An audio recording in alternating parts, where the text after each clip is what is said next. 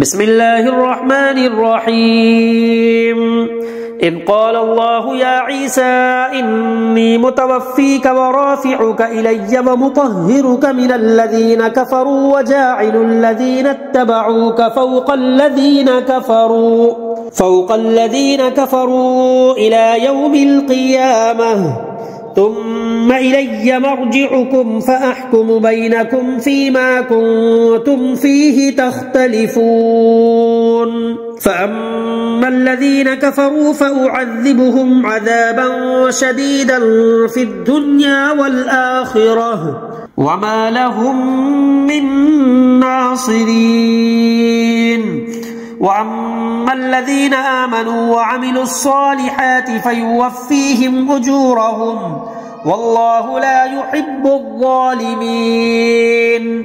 ذلك نتلوه عليك من الآيات والذكر الحكيم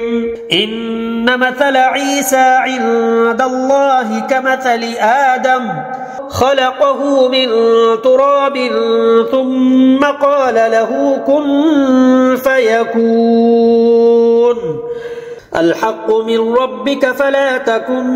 من الممترين فمن حاجك فيه من بعد ما جاءك من العلم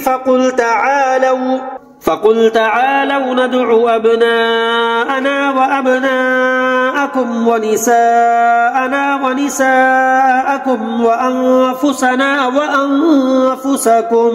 ثم نبتهل فنجعل لعنة الله على الكاذبين إن هذا لهو القصص الحق وما من إله إلا الله وإن الله لهو العزيز الحكيم فإن تولوا فإن الله عليم بالمفسدين